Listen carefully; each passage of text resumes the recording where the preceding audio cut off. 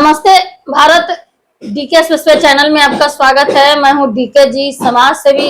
देखिए, अर्थशास्त्री के विख्याता मेरे साथ मौजूद हैं मानस पुत्र पंडित संजय कुमार झा जी।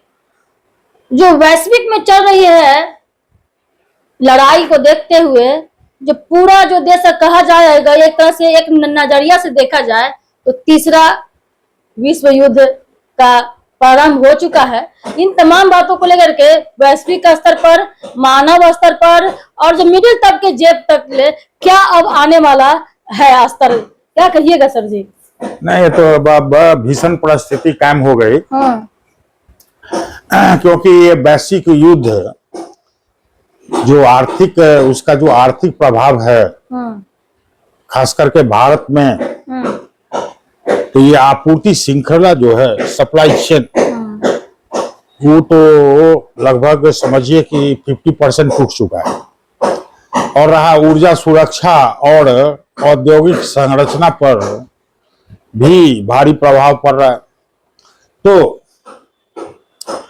ये जो हाल का जो अभी ये 17-18 दिन से ये खाड़ी युद्ध चल रहा है, इससे विशेषकर पश्चिम एशिया के क्षेत्र में जो संघर्ष बढ़ गया है और इससे विश्व की अर्थव्यवस्था पर व्यापक प्रभाव पड़ रहा है।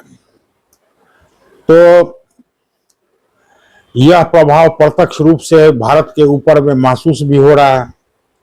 भारत जैसी उभरती अर्थव्यवस्था पर व्यापक प्रभाव पड़ने वाला है, लोगों की समस्याएं बढ़ने वाली हैं।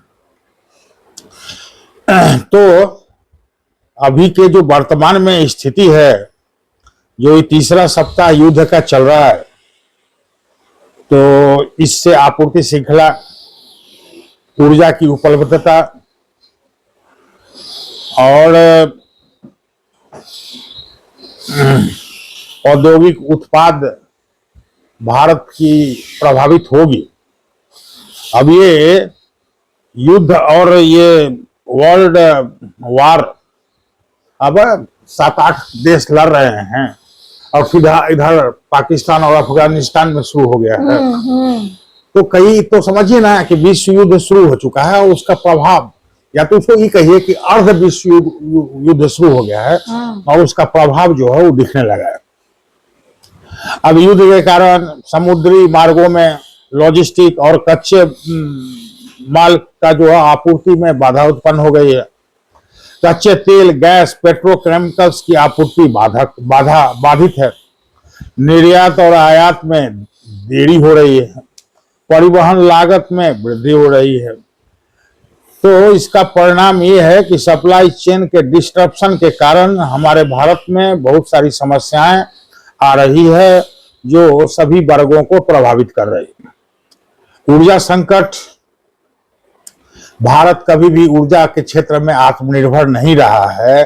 अपनी ऊर्जा के लिए वो एलपीजी, एलएनजी, पीएनजी और प्रोपोन आदि जो है वो विश्व बाहर से ही लेता रहा है।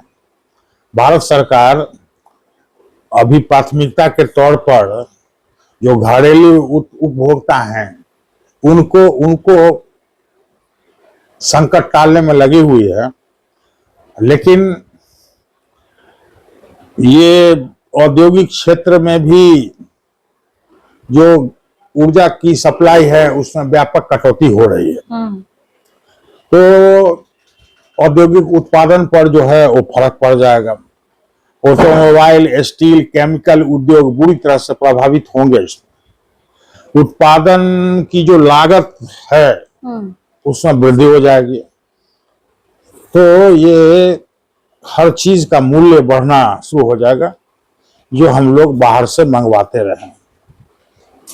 अब क्या है कि औद्योगिक क्षेत्र पर भी व्यापक प्रभाव पड़ेगा। तो हिंदुस्तान का जो जीडीपी जिसकी इतनी हो रही कि 7.2 रहेगा, उस पर व्यापक प्रभाव। तो इसलिए गैस आधारित जो प्रक्रिया है उसके कारण उद्योग पर भी व्यापक प्रभाव पड़ेगा। और सबसे बुरी स्थिति एमएसएमई सेक्टर वालों की होने वाली है। उनकी उत्पादन क्षमता घटेगी और लागत मूल्य बढ़ जाएगा। सर तो अदर स्टेट में भी, अदर जो है कंट्री में भी अधिकतर लोगों को कहा गया, चेतावनी दिया गया है, लोग वर्क फ्रॉम होम रहे हैं, और जो है वो 1 वीक में जो है 4 दिन जो है स्कूल जाने का हो या घर पर पढ़ाई का हो, या हर जगह जगह कॉस्ट कटिंग चल रही है। हाँ, लेकिन आप देख रहे हैं कि मास लेवल पर डिस्ट्रक्शन चल रहा है। जो यूनिट पेट्रोल डीजल गैस बना रही है जी, उसका प्रोडक्ट उसको डिस्टर्ब कर दिया, उसको डिस्ट्रॉय कर दिया। अब वही देखिए कि इंडिया जो है वो कतर से गैस खरीदती रही है। हाँ। सबसे अधिक कतर से गैस खरीदती है, और कतर में भी गैस प्लांट पर जो है सो अटैक किया तो उत्पादन बंद कर दिया। हाँ। तो अब आप जहाँ समझिए ना कि कितनी बड़ी परिस्थिति हो जाएगी, क्योंकि जो मेजर हम लोगों को गैस मिल रहा था कतर से जी वो अब बंद हो गया। जी, तो बहुत चिंता का विषय है। यानी कि सप्ताह बिजली भी कटने की संभावना हो सकती है, जैसे 24 देखिए घंटे अपने बिजली जा रही हिंदुस्तान है। में कोयला पर आधारित बिजली मिल रही है, हालांकि कोयला का भी शॉर्टेज जो आयात है वो भी प्रभावित होगा, तो ऊर्जा व्यवस्था जो है वो पूरी तरह से चरमरा जाएगी। अब ईंधन महंगा होगा तो परिवहन महंगा हो जाएगा, अब स्टॉक परिवहन जो है, महंगा होगा तो वस्तुएं महंगी होगी, इंडक्शन का रेट भी महंगा हो गया है, है ना, तो सब देखा पर गया है। पड़ेगा। और खाद्य और दैनिक उपयोग की वस्तुओं का दाम बढ़ेगा, तो ये कॉस्ट प्लस इन्फ्लेशन बोलते हैं उसको, कॉस्ट प्लस इन्फ्लेशन। तो ये स्थिति आ गई है कॉस्ट प्लस की। अब सरकार की तो भारत सरकार अपने हिसाब से तो पूरा हाथ पैर मार रही है, लेकिन उससे होगा क्या? अब तो जो इंटरनल अपना है जो गैस, जनसंख्या के दृष्टि से भी देखा जाए कि विश्व में दूसरी बड़ी जनसंख्या भी है सर भारत। हाँ, तो भारत सरकार को गैस की जो आपूर्ति कर रहे हैं उसका पुनः आवंटन करना पड़ेगा, और नए नियम नए नीति बना के जो आवंटन है उसको करना पड़ेगा। घरेलू उपभोक्ताओं को प्राथमिकता देनी पड़ेगी, नहीं तो बड़ी विचित्र स्थिति हो जाएगी। और भारत ने इस चीज को ध्यान नहीं दिया कि स्ट्रेटेजिक जो रिजर्व होता है, जो रणनीतिक भंडारण होता है, जो दिया हुआ है कि कम से कम 90 दिन का होना चाहिए, और भारत के पास 10 दिन का ही ये स्ट्रेटेजिक रिजर्व है, तो ये भी चिंता की बात है।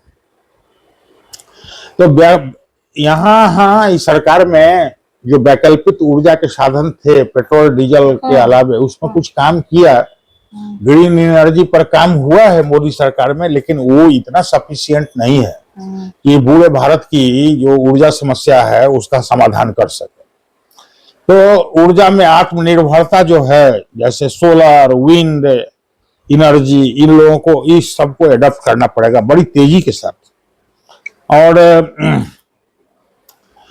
जो हाइड्रोजन इकोनॉमी है उसके बारे में अब सरकार को सोचना चाहिए और उस पर काम करना चाहिए, क्योंकि ये जो अब नए नए जो हमारे पार्टनर्स हैं होंगे उनकी खोज करनी चाहिए, जिससे कि हम लोग व्यापारिक साझेदारी उन लोगों के साथ बढ़ा सकें।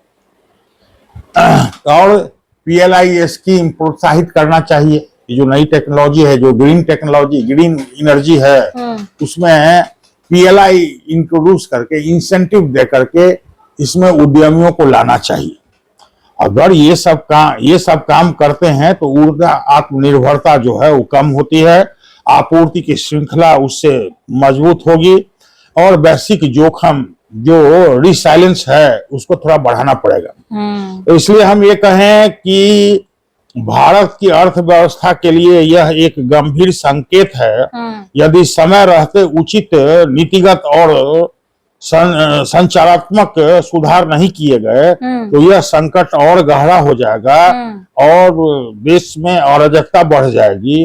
अतः भारत को आत्मनिर्भरता, नवाचार और वैश्विक रणनीति को ध्यान में रख के तो संतुलन बनाते हुए चलना पड़ेगा। चलिए सर, यानी कि इस तमाम बातों को लेकर के ये जो है रणनीति यानी कि तैयार करना चाहिए। युद्ध कभी भी हो सके, हमेशा जो है जनता के लिए हो, यहाँ के लिए जो जितने सो जनसंख्या है उस चीज को देखते हुए जो है पहले ही से आत्मनिर्भर बनना चाहिए, और बनने के लिए तभी जो इस तरीके से फीडबैक आगे बढ़ सकती। तमाम बातों को लेकर के जो है मानस पुत्र पंडित संजय कुमार झा जी ने चर्चा किया।